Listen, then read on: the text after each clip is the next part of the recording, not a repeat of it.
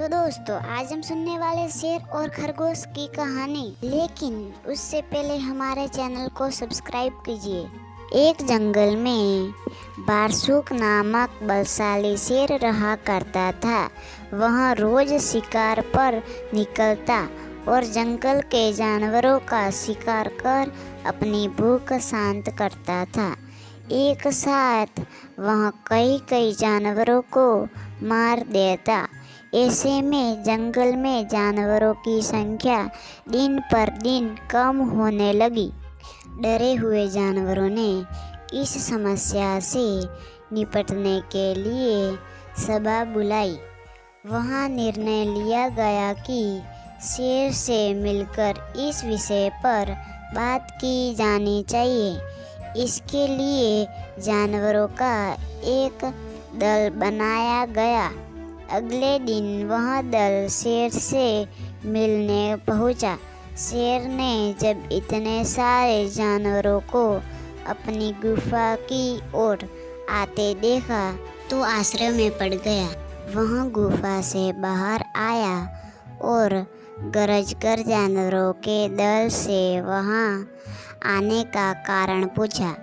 दल का मुखिया डरते डरते बोला, वनराज, आप तो वन के राजा हैं। हम सभी आपकी प्रजा हैं। आज आपकी प्रजा आपसे एक विनती करने आई है। कैसी विनती? शेर ने पूछा। वनराज, आप रोज शिकार पर निकलते हैं और कई जानवरों को मार देते हैं। आप उन सभी मरे हुए जानवरों का भक्षण भी नहीं कर पाते। हम सबका विचार था कि आपकी भूख मिटाने यदि रोज एक जानवर आपके पास भेज दिया जाए तो आपको भी आराम रहेगा और हम भी भय मुक्त रहेंगे। शेर को बिना मेहनत शिकार प्राप्त हो रहा था, इसलिए उसने यह निवेदन स्वीकार कर लिया, किंतु साथ ही चेतावनी भी दी कि जिस दिन उसके पास जानवर नहीं पहुंचेगा उस दिन वह सबको मार डालेगा। उस दिन के बाद से प्रतिदिन एक जानवर का चुनाव कर उसे शेर के पास भेजा जाने लगा। अब शेर दिन भर गुफा में पड़ा आराम करता रहता। परिणाम स्वरूप अन्य जानवर जंगल में सुकून से जीवन जीने लगे।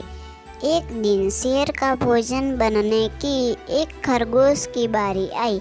खरगोश शेर की गुफा की ओर चल तो पड़ा, किंतु मृत्यु निकट होने के कारण वह अत्यंत भयभीत था।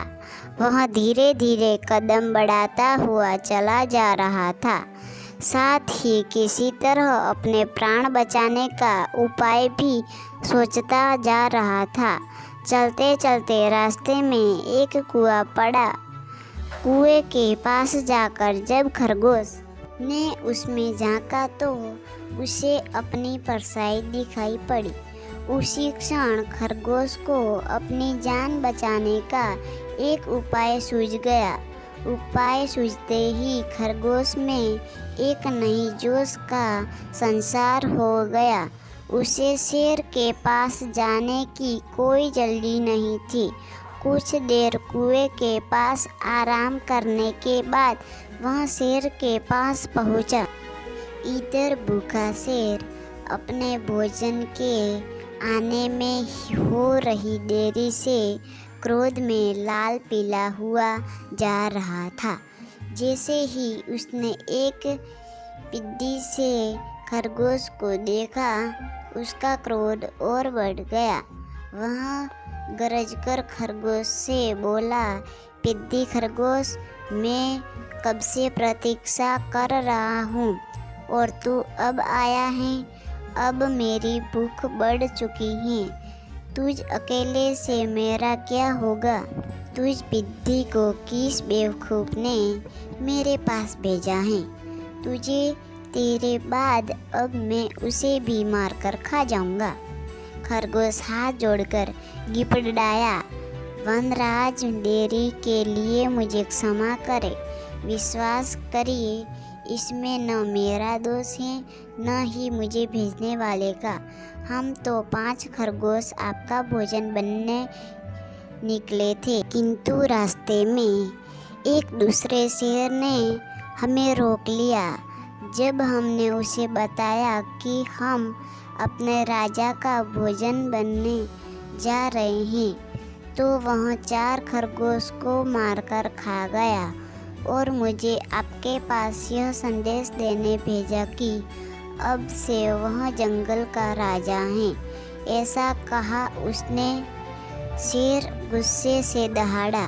जी वनराज, उसने आपको लड़ाई के लिए ललकारा है। उसने कहा है कि वह आपको मारकर इस जंगल में एक क्षत्र राज करेगा। ये सुनना था कि शेर गरजता हुआ बोला, मुझे अभी इसी समय उसके पास ले चल।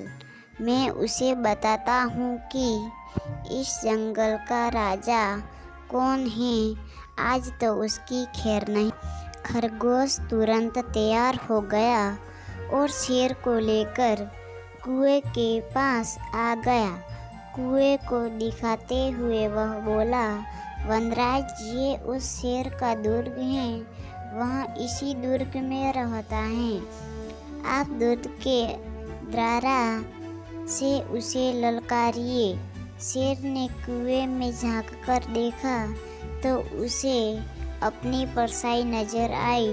परछाई देखकर उसने सोचा कि अवश्य ही वह दूसरा शेर है और जोर से दहाड़ते हुए उसे ललकारने लगा।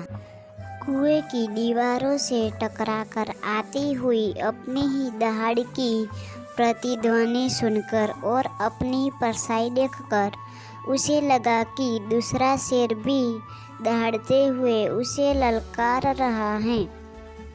उस ललकार का उत्तर देते हुए उसने कुएं में छलांग लगा दी।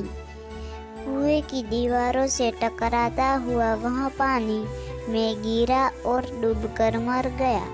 शेर के मरने के बाद खरगोश खुशी खुशी वापस लौटा और जंगल के अन्य जानवरों को खुशखबरी सुनाई। सुनकर सभी बहुत खुश हुए और सबने खरगोश की खूब प्रशंसा की। सीख: बुद्धि बल सबसे बड़ा बल होता है, इसलिए मुश्किल घड़ी में सदा बुद्धिमानी से काम लेना चाहिए। बुद्धि का इस्तेमाल कर हर समस्या का समाधान किया जा सकता है। ऐसी ही कहानियाँ सुनने के लिए हमारे चैनल को सब्सक्राइब करें।